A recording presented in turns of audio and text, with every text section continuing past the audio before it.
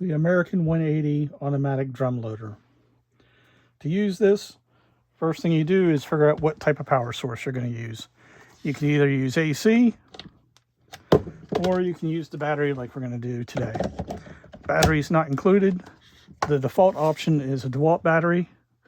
Other batteries are available upon request. And then you have your power selector here.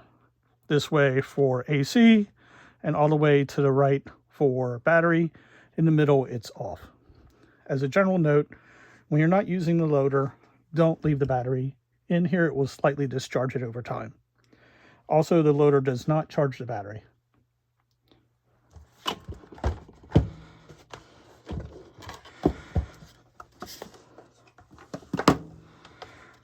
Next thing to do is extend the kickstand.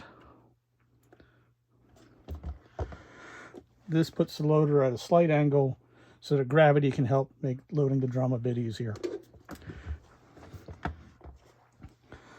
Then start power. I'm picking battery, and it'll take a moment or so to boot up.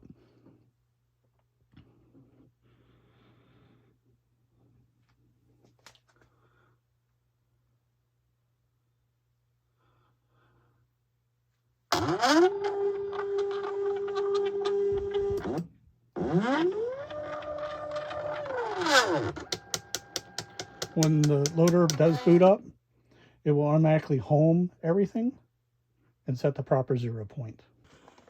Insert the magazine. If you notice, the magazine has teeth on the inside here. It needs to line up with these teeth. Best way to do it is note the T here and here. Line that up. It'll just kind of float there. As you spin this, it'll suddenly want to drop. When it does that, you have it aligned and just push it down the whole way.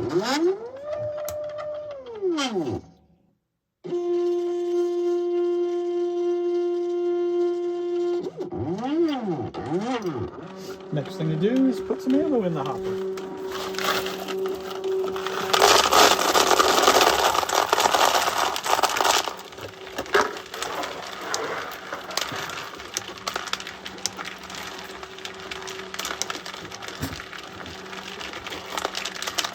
This will load the drum in about 4 to 5 minutes.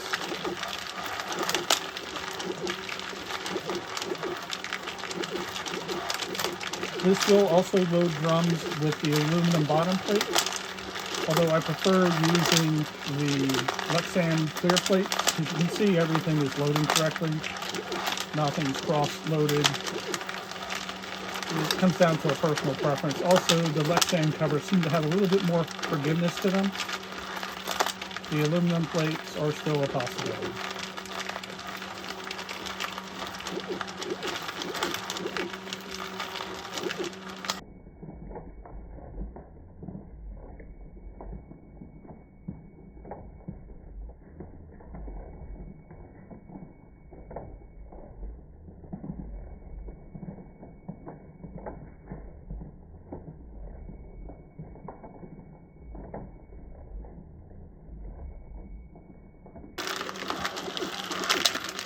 The hopper does have jam detection. It will auto reverse after about a second once a jam is detected.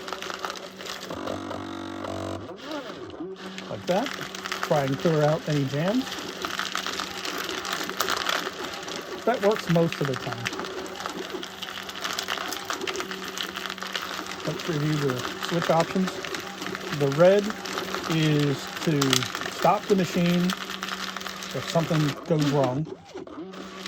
Pressing it a second time will reboot the machine. So you want to clear any jam or anything that went wrong, and then press it a second time to restart the machine, just like rebooting your computer.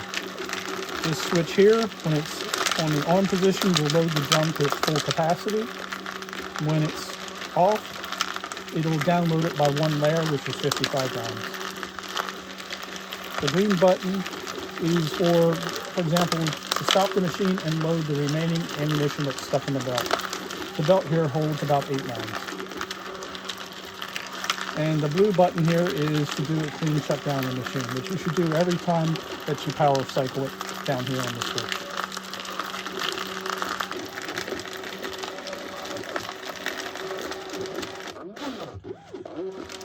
notice the hopper here spun backwards just briefly. That's because it reached the beginning of a new layer of ammunition. It does that to prevent ammunition from falling into the belt and potentially creating a jam.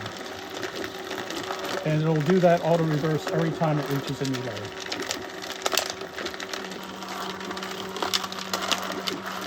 Got a carry handle here, and this plastic cover hides all the electronics.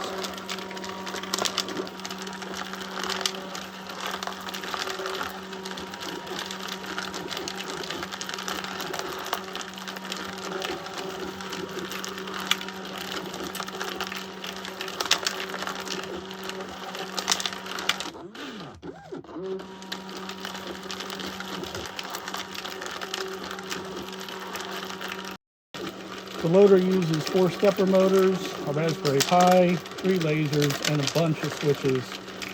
The other feature is you don't need any tools to do maintenance. Anything you have to normally take apart has a thumb screw here, and there are additional thumb screws here and here. To use the E&L manufacturing aluminum bottom plate, you have to change this mag plate and the metal, or aluminum in this case. That is covered in the maintenance video.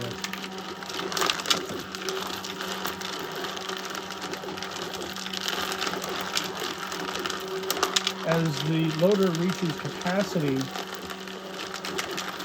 of the drum, it will slow down here in a moment. Again, to prevent any jams. Right there it slowed down. And now it is emptying the rounds that are queued up in the belt.